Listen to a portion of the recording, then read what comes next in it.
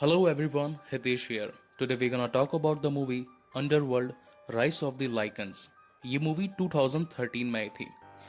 इस मूवी के ऑलरेडी दो पार्ट, एक 2003 में और एक 2006 में पब्लिश्ड हो चुका है। लेकिन इस स्टोरी को मैं 2012 से यानी कि इसके थर्ड पार्ट से स्टार्ट करना चाहता हूँ। और इसके पीछे रीज़न ये है कि ये स्टोरी इन तीनों पार्ट्स में कई बार अपने फ्लैशबैक में जाती है और फ्लैशबैक में जाने के बाद कहीं हमें इसका सीक्वल दिखाई पड़ता है और कहीं हमें इसका प्रीक्वल दिखाई पड़ता है। इस पूरी कहानी को बिल्कुल सिंप्लीफाइड तरीके से समझाने के लिए मैं इस कहानी को थर्ड पार्ट से स्टार्ट कर रहा हूँ। सो आई होप कि आपको ये स्टोरी पसंद आएगी। तो सारी कहानी शुरू होती है हंगरी के एक राज्य से, जहां पर हम देखते हैं कि एक वहां का रईस आदमी, वहां का सरदार, जिसका नाम है अलेक्जेंडर कॉर्विनस। ये बात होती है सन 1150 की। सन 1150 में हंगरी में एक प्लेग नाम का वायरस फैल जाता है, जिसकी वजह से वहां के सभी लोग मारे जाते हैं। लेकिन क्योंकि अलेक्जेंडर कॉर्विनस वहाँ का एक सरदार, एक अमीर, एक रईस आदमी होता है, तो उसके शरीर का इम्यून सिस्टम काफ़ी अच्छा होता है और इसी की वजह से उसके खून में जो हाइबरनेशन पावर, जो स्ट्रेन होता है, वो इस प्लेग वायरस के साथ में मोल्ड होकर अपने स्ट्रेन को, एक अपने डीएनए को इस तरीके से बदल देता है कि उसका शरीर अमर हो जाता है और वो उन सभी इंसानों में से बचने वाला हंगरी का एक पहला आदमी होता है। इसके बाद कहानी आगे बढ़ती है 20 साल यानी कि सन 1170 में। हम देखते हैं कि अलेक्जेंडर कॉर्विनस हेलेना नाम की एक औरत से शादी करता है और उसके 3 बच्चे होते हैं, जिनका नाम होता है मार्कस, विलियम और कॉर्विन। अब यहाँ पर एक बात देखने वाली यह है कि मार्कस और विलियम को उसके पिता से अमरता विरासत में मिलती है, जबकि तीसरे बेटे कॉर्विन को ये अमरता विरासत में नहीं मिलती। अब यहाँ से कहानी बढ़ती है 30 साल आगे यानी कि सन 1200 में। हम देखते हैं कि मार्कस, विलियम और कॉर्विन अब तीनों 30 साल के हो चुके हैं। अब मार्कस और विलियम के पास में अमरता होने की वजह से वो काफ़ी ज़्यादा ओवर कॉन्फिडेंस में आ जाते हैं और ये समझने लगते हैं कि हमें ना तो कोई मार सकता है और ना ही हमारा कोई नुकसान पहुंचा सकता है। इस घमंड में चूर होकर वो एक कार्पेथियन पहाड़ के अंधेरे जंगलों में सैर करने के लिए निकल जाते हैं। तभी हम देखते हैं कि उन जंगलों में से एक भेड़िया निकल कर आता है। हम देखते हैं कि मार्कस जो कि जमीन पर खड़ा होता है और विलियम जो कि घोड़े पर बैठा होता है, तो इसकी वजह से वो भेड़िया मार्कस पर हमला कर देता है और मार्कस को जख्मी कर देता है। तभी वहां पर विलियम अपनी तलवार निकालता है और उस भेड़िए को काट देता है। लेकिन हम देखते हैं कि काटने के जस्ट 1 सेकंड पहले वो भेड़िया वहां पर विलियम के हाथ पर काट जाता है। विलियम अपने जख्मी भाई मार्कस को घोड़े पर बिठाकर एक सराय की ओर बढ़ने लगता है। तभी हम देखते हैं कि मार्कस का खून काफी ज्यादा बह चुका होता है, तो उसी जंगल के एक चमगादड़ को मार्कस के खून की खुशबू आ जाती है और वो मार्कस को काट जाता है।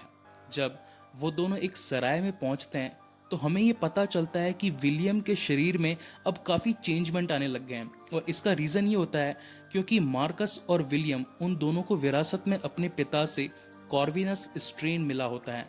हम देखते हैं कि विलियम के शरीर में जो कॉर्विनस स्ट्रेन है वो भेड़िए के काटे गए रेबीज के डीएनए से कांटेक्ट में आता है और वो दोनों मोल्ड होकर एक ऐसा वायरस, एक ऐसा हाइबरनेशन सेल बनाता जिसकी मदद से विलियम एक वेयरवुल्फ में बदल जाता है और वो उस सराय से भाग जाता है अपनी भूख को मिटाने के लिए। वहीं दूसरी तरफ हम देखते हैं कि मार्कस, जिसे एक चमगादड़ ने काटा है, वो सेम प्रक्रिया मार्कस के साथ में भी होने लगती है और वो एक पिशाच यानी कि एक वैम्पायर में बदल जाता है। लेकिन यहाँ पर कहानी में एक छोटा सा ट्विस्ट है। हम ये देखते हैं कि मार्कस, जिसे एक चमगादड़ ने काटा है, वो कभी भी इंसानी रूप में भी आ सकता है और कभी भी अपने वैम्पायर रूप में भी आ सकता है, जबकि दूसरी तरफ विलियम एक वेयरवुल्फ बन चुका है, वो कभी भी इंसानी रूप में तब्दील नहीं हो सकता। और हम देखते हैं कि वो एक के बाद एक गांव में जाने लगता है और लोगों को मारकर उन्हें खाने लगता है और जो लोग बच जाते हैं वो भी एक भेड़िए के अंदर तब्दील होने लगते हैं और दूसरे लोगों पर हमला करने लगते हैं। हम देखते हैं कि मार्कस को इन सभी बातों का पता चलता है, मगर वो उस विलियम के काटे गए भेड़ियों को रोकने में सक्षम नहीं होता क्योंकि उनकी तादाद काफ़ी ज़्यादा होने लगती है उस वक्त मार्कस ये डिसाइड करता है कि मुझे किसी राजा, किसी एक सेना की मदद लेनी पड़ेगी इन सभी भेड़ियों को रोकने के लिए। तब मार्कस एक बीमार राजा के पास जाता है जो कि मरने वाला होता है। मार्कस विक्टर नाम के एक राजा को ढूंढ लेता है। जब मार्कस विक्टर के पास जाता है तो उससे कहता है कि आप बीमार हो, आप मरने वाले हो, मैं आपको अमरत्व प्रदान कर सकता हूँ, यानी कि मैं आपको जीवन भर एक अमर बना सकता हूँ, मगर आपको मेरी एक मदद करनी पड़ेगी। तो अब मरता आदमी मदद क्यों नहीं मांगेगा। तो विक्टर वहाँ पे मार्कस से पूछता है कि मांगो मुझसे, तुम्हें क्या चाहिए। तो मार्कस कहता है कि मेरा एक भाई विलियम, जो कि अब एक भेड़िए में तब्दील हो चुका है, और वो जिसे भी काट रहा है वो सभी भेड़िए बन रहे हैं। तो मैं चाहता हूँ कि आप एक पिशाचों की सेना बनाएं और विलियम को रोक लें। तब मार्कस विक्टर को काटता है और विक्टर को भी एक पिशाच यानी कि एक वैम्पायर बना देता है। और हम देखते हैं कि विक्टर अपनी सेनापति, जिसका नाम होता है एमिलिया, उसे काटता है और उसे भी एक वैम्पायर बना देता है। और एमिलिया अपनी पूरी सेना को काटती है और वो पूरी की पूरी सेना पिशाचों में बदल जाती है। अब हम देखते हैं कि कहानी यहाँ से 2 साल आगे बढ़ती है, यानी कि सन 1202 में। हम देखते हैं कि इन 2 सालों में विलियम ने काफी तबाही मचाई होती है। कई गांवों में जाकर उन्हें जला देता है, वहां के लोगों को मार देता है, उन्हें भेड़िया बना देता है। इस वजह से मार्कस, विक्टर और एमिलिया विलियम को ढूंढ रहे होते हैं। और एक दिन ऐसा आता है जब ये तीनों विलियम को पकड़ लेते हैं। अब वहां पर विक्टर जैसे ही विलियम को मारने लगता है तो मार्कस कहता है कि नहीं, रुक जाओ, तुम ऐसा नहीं कर सकते। इसके पीछे रीजन ये है कि हम दोनों अलेक्जेंडर कॉर्विनस की संतानें हैं और हमारे अंदर कॉर्विनस स्ट्रेन है, यानी कि अमरत्व। अगर हम दोनों में से कोई भी मारा गया तो तुम लोग भी मर जाओगे, इन पिशाचों का भी कोई अस्तित्व नहीं रहेगा। अगर तुम मरना नहीं चाहते तो तुम्हें हम दोनों को जिंदा रखना होगा। तब वहां पर एमिलिया कहती है कि इस विलियम को जिंदगी भर के लिए आजीवन कारावास दे दो। ये एक कैद में रहेगा जिससे वो कभी भी लोगों को नुकसान नहीं पहुंचा पाएगा और साथ ही पिशाचों का अस्तित्व भी बच जाएगा और दुनिया में कोई भी तबाही नहीं मचेगी। सभी इस बात पर एग्री करते हैं और विलियम को पकड़कर एक कैद बनाना स्टार्ट करते हैं। उस गांव में जहां पर विलियम ने तबाही मचाई थी वहां पर कई और भी भेड़िए होते हैं और पिशाचों को लगता है कि कहीं ये किसी और को काटकर उन्हें भेड़िया ना बना दे। इसकी वजह से हम इन्हें पकड़कर बंदी बना लेते हैं ताकि ये अपना आतंक और ना फैला सके। वहां से विक्टर कुछ भेड़ियों को पकड़कर अपने महल में बंदी बना लेता है, लेकिन तभी हमें पता चलता है कि बंदी बनाए गए भेड़ियों में से एक फीमेल यानी कि एक औरत भेड़िया होती है और वो प्रेग्नेंट होती है और थोड़े ही दिन बाद में वो एक बच्चे को जन्म देती है। और यहाँ पर कहानी में एक खतरनाक ट्विस्ट आता है। हम देखते हैं कि वो भेड़िया जिस बच्चे को जन्म देती है वो एक भेड़िए के रूप में पैदा नहीं होता, वो पैदा होता है एक इंसान के रूप में, जिन्हें लाइकन्स कहा जाता है। ये लाइकन्स इंसानी रूप में भी रह सकते हैं और जरूरत पड़ने पर वेयरवुल्फ यानी कि भेड़िया भी बन सकते हैं। उसी वक्त हम देखते हैं कि 2 और बच्चों का जन्म होता है, एक का नाम सोनिया और एक का नाम सलीन। सोनिया जो कि विक्टर और इयोना की बेटी है और सलीन जो कि मजदूरों की बेटी है। अब ये सलीन जो है इसका किस्सा मैं आपको बाद में बताऊंगा कि आखिर ये सलीन कौन है। हम देखते हैं कि विक्टर और इयोना की बेटी सोनिया जो कि जस्ट अभी पैदा हुई है और दूसरी तरफ पैदा हुआ होता है लूशियन जो कि एक लाइकन है। वो दोनों साथ साथ उस महल में ही बड़े होने लगते हैं। अब यहाँ से कहानी आगे बढ़ती है 10 साल। हम देखते हैं कि लूशियन एक बहुत ही खतरनाक और एक ताकतवर लाइकन बनता है जिसके आगे ना तो पिशाच टिक सकते हैं और ना ही भेड़िए टिक सकते हैं। तब विक्टर ये फैसला करता है कि मैं लूशियन को एक अपनी टीम में मिला दूंगा ताकि दिन में लाइकन्स हमारी रक्षा कर सकें और रात में हमारे पिशाची लोग पहरा दे सकें।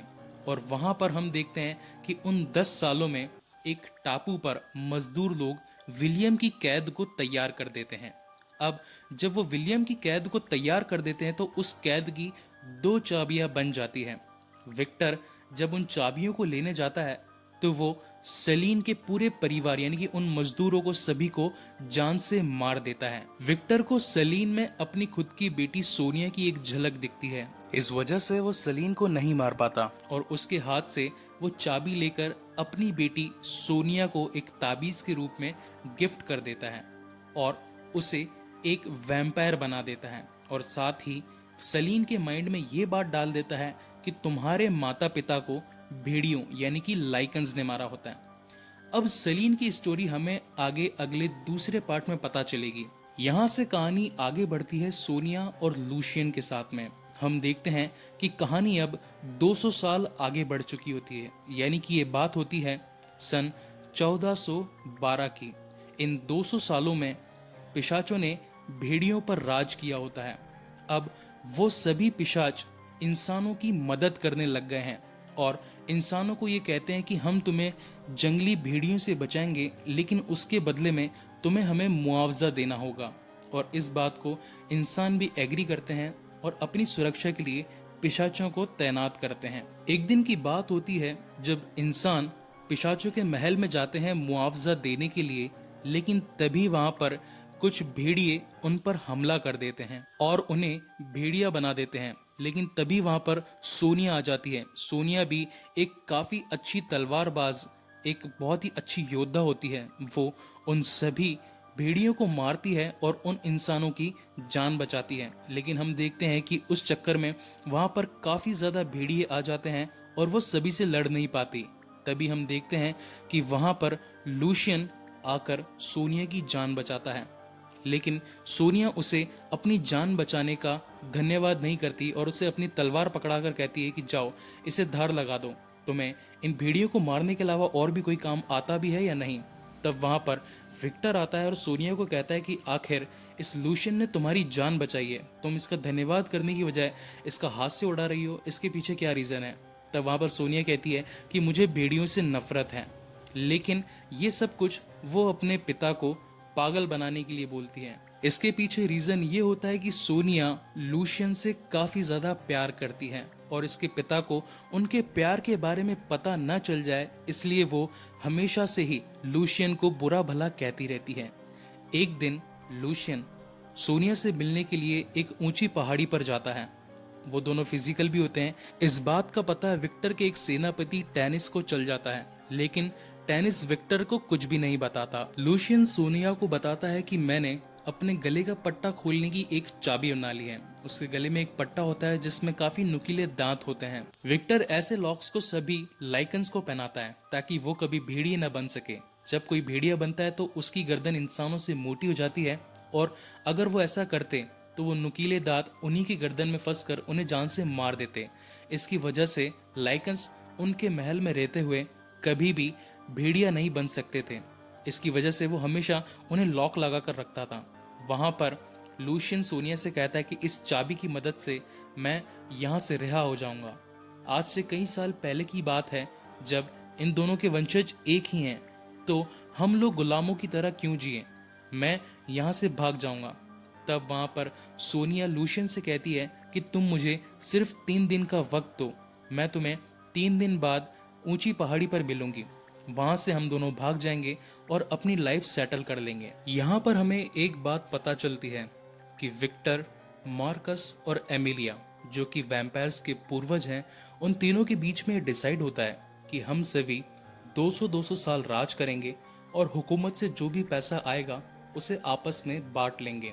हम देखते हैं कि जब 1202 के अंदर लड़ाई हुई थी विलियम के साथ में, तब वहां पर विक्टर ने कमान संभाली और मार्कस और एमिलिया एक गहरी नींद में सो चुके थे। हम देखते हैं कि अभी सन चल रहा है सन 1412, यानी कि अभी विक्टर को हुकूमत करते हुए 200 साल कंप्लीट होने वाले हैं। हम देखते हैं कि उस हुकूमत से एक लास्ट का खजाना इंसान लोग विक्टर के पास लेकर आ रहे होते हैं और उस खजाने को ठीक से महल तक पहुंचाने की जिम्मेदारी सोनिया अपने सर पर लेती है। सोनिया जब इंसानों के साथ में उस खजाने के साथ महल की ओर आ रही होती है, तभी हम देखते हैं कि काफी सारे भेड़िए सोनिया पर हमला कर देते हैं। सोनिया जोर से चिल्लाती है और उसकी आवाज लूशियन तक पहुंचती है। लूशियन जैसे ही सोनिया की आवाज सुनता है, वो उसे बचाने के लिए उसके पास आ जाता है और वो देखता है कि वहां पर काफी सारे भेड़िए आ जाते हैं और सोनिया पर हमला करने वाले होते हैं। तब वहां पर लूशियन अपनी जेब उस चाबी को निकालता है और अपने गले के लॉक को खोल देता है और वो खुद भी एक बड़े भेड़िए में बदल जाता है और वो जोर से कराता है, जोर से चिल्लाता है कि रुक जाओ, हमला मत करो।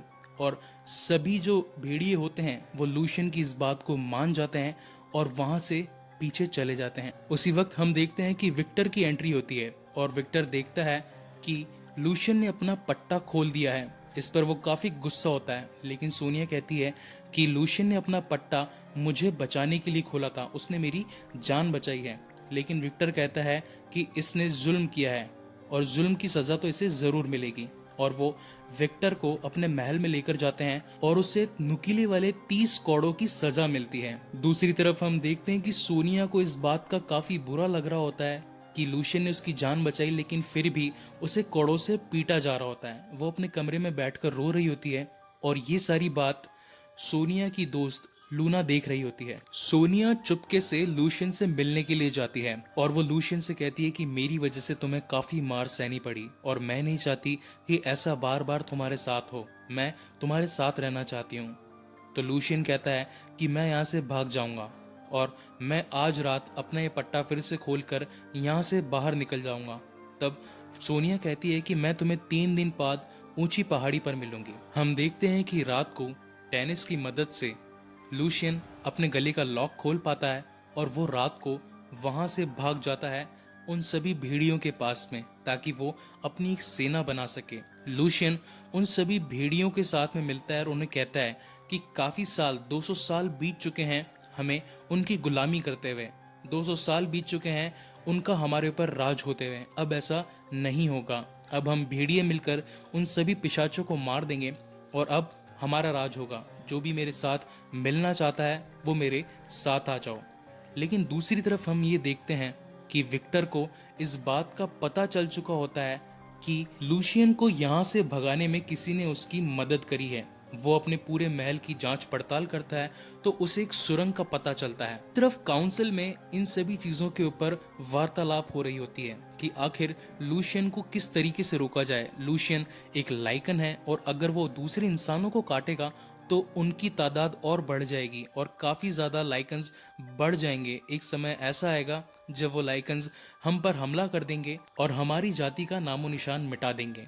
लेकिन तब विक्टर कहता है कि ऐसा नहीं होगा, मैंने इसके बारे में पहले से सोच रखा है। हम देखते हैं कि विक्टर अपनी बेटी सोनिया के पास जाता है और वो अपनी बेटी को पूछता है कि अब अगर इन लाइकन्स की तादाद बढ़ गई तो हमारी रक्षा कौन करेगा। बेहतर यही होगा कि जितना जल्दी हो सके हमें लूशियन को मार देना चाहिए। लेकिन हम देखते हैं कि ये बात सुनते ही सोनिया की आंखों में से आंसू बहने लगते हैं और विक्टर समझ जाता है कि हो ना हो लूशियन को भगाने के पीछे सोनिया का ही हाथ है और वो सोनिया के गर्दन पर काट जाता है और उसके खून को चखता है।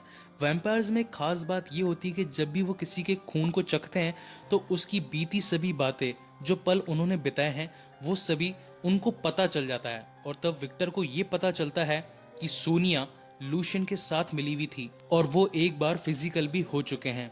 इस बात से विक्टर को काफी गुस्सा आता है और वो अपनी बेटी को कहता है कि आखिर तुमने ये सब किया क्यों?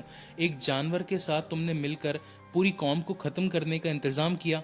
तब सोनिया वहां पर कहती है कि हम किसी को नुकसान नहीं पहुंचाना चाहते, मैं लूशियन से बहुत प्यार करती हूँ और हम दोनों एक पहाड़ी में कहीं दूर, इन सब से दूर एक जगह पर रहना चाहते हैं, हम किसी को भी नुकसान नहीं पहुंचाएंगे। लेकिन तब विक्टर अपने सैनिकों को कहता है कि सोनिया को इस कमरे में बंद कर दो और ये यहाँ से बाहर नहीं निकलनी चाहिए। और वो लूना का सहारा लेता है जो कि सोनिया की फ्रेंड होती है। विक्टर लूना के जरिए लूशियन को एक खबर पहुंचाता है और उस खबर में लूशियन को ये पता चलता है कि सोनिया नजरबंद हो चुकी है विक्टर के जरिए। अब विक्टर उसे किसी भी वक्त जान से मार सकता है। यहाँ पर लूशियन बौखला जाता है और लूशियन कहता है कि तुम सब यहीं रुको, मैं अकेला जाकर वहां से सोनिया को छुड़वाकर यहाँ पर लेकर आता हूँ, तब तक तुम लोग यहीं पर रखो और मेरे हुक्म का इंतजार करो।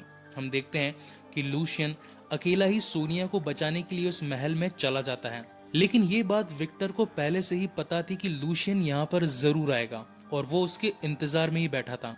जैसे ही लूशियन आकर सोनिया को छुड़वाने लगता है, विक्टर के सभी सैनिक आकर लूशियन और सोनिया पर हमला बोल देते हैं। वो उन दोनों को पकड़ लेते हैं। वहां से भागने के लिए लूशियन उस सुरंग का सहारा लेता है जिससे वो पहले भी भागा था, लेकिन हम देखते हैं कि विक्टर को ऑलरेडी उस सुरंग का पता लग चुका होता है और वो अपने सैनिकों को उन सुरंग में आग के ड्रम डालने को कहते हैं। और जैसे ही लूशियन सोनिया के साथ में वहां से भागने लगता है, हम देखते हैं कि विक्टर के सैनिक उन सुरंगों में आग लगा देते हैं और वहां से सिर्फ एक ऊपर आने का रास्ता छोड़ते हैं। हम देखते हैं कि जैसे ही सोनिया और लूशियन उस दरवाजे में से बाहर आते हैं, विक्टर के सभी सैनिक उन पर हमला बोल देते हैं। लेकिन क्योंकि अब सोनिया भी एक योद्धा होती है और लूशियन भी एक काफी खतरनाक लाइकन होता है, इसलिए वो दोनों उन सभी सैनिकों पर भारी पड़ते हैं। लेकिन हम देखते हैं कि वहां पर विक्टर आ जाता है और वो सोनिया को पकड़ लेता है। तब सोनिया कहती है कि आप हम दोनों को जाने दीजिए क्योंकि मेरे पेट में लूशियन का बच्चा है।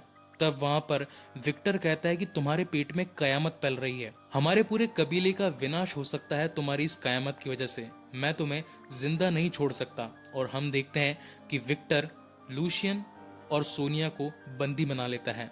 हम देखते हैं कि सोनिया अब एक कमरे में कैद होती है और उसके सामने लूशियन के भी हाथ बांध दिए जाते हैं। हम देखते हैं कि वहां पर विक्टर आता है और लूशियन को 50 कोड़ों की सजा सुनाता है और वो कोड़ेबाज उस लूशियन पर धड़ाधड़ कोड़े बरसाने लगता है। तभी हम देखते हैं कि सुबह का वक्त होता है और विक्टर छत के दरवाजे को खोल देता है और हम देखते हैं कि ऊपर से सूरज की अल्ट्रावायलेट किरणें सोनिया पर गिरती है और सोनिया वहीं जलकर राख हो जाती है। इस बात का दुख लूशियन झेल नहीं पाता और वो वहीं बेहोश हो जाता है। शाम होती है और हम देखते हैं कि विक्टर वापस से उस कैद खाने में आता है और सोनिया के गले में जो ताबीज जो उसने बचपन में उसे दिया था उसे निकालता है। लेकिन इसी बीच लूशियन की नींद खुल जाती है, वो बेहोशी से जाग जाता है और वो उस पूनम की रात को एक लाइकन यानी कि एक बड़े भेड़िए में बदल जाता है और वो विक्टर पर हमला बोल देता है। वो उसे चोट पहुंचाकर उस ताबीज को लेकर वहां से भागने की कोशिश करता है, लेकिन हम देखते हैं कि विक्टर के सभी सैनिक लूशियन के ऊपर तीर बरसाते हैं और लूशियन उस महल से बाहर निकलने से पहले ही वहीं पर जख्मी हो जाता है। लेकिन बाहर निकलने से पहले वो उस दीवार पर एक जोर की दहाड़ मारता है। हम देखते हैं कि उसकी दहाड़ सुनकर उस पूरे गांव के भेड़िए लूशियन को बचाने के लिए पिशाचों के महल में आकर पिशाचों पर हमला करने लगते हैं। अब हम देखते हैं कि वहां पर पिशाचों और भेड़ियों के बीच में एक बहुत ही खतरनाक युद्ध शुरू हो जाता है। उन सभी के बीच में लड़ाई शुरू हो जाती है, एक दूसरे को सभी मारने लगते हैं। उसी बीच हम देखते हैं कि रेज जो कि लूशियन का साथी होता है, वो उसके पैरों में से उस तीर को निकालता है और उसे सहारा देता है। हम देखते हैं कि पिशाचों और भेड़ियों के बीच में जंग छिड़ चुकी होती है और उसी वक्त लूशियन का पैर भी सही हो चुका होता है। वो भी अपने हाथ में तलवार उठा लेता है और विक्टर को मारने के लिए उसके पीछे जाता है। हम देखते हैं कि विक्टर अपने कारागृह में जाता है और वहां पर उसे टेनिस मिलता है। तो विक्टर टेनिस को बोलता है, तुम यहाँ पर इन दस्तावेजों के साथ क्या कर रहे हो, जाओ और जाकर पूर्वजों को बचाओ। तब हम देखते हैं कि टेनिस एक नाव में 3 ताबूत लेकर वहां से निकल जाता है। उसी बीच हम देखते हैं कि लूशियन भी वहां पर आ जाता है और वो विक्टर पर हमला बोल देता है। वो विक्टर को तलवारबाजी के अंदर हरा देता है और हम देखते हैं कि एक छत का दरवाजा होता है जिसमें से धूप आ रही होती है। लूशियन उस दरवाजे को और खोल देता है जिससे सूरज की किरणें विक्टर पर गिरती है और वो वहीं पर खत्म हो जाता है।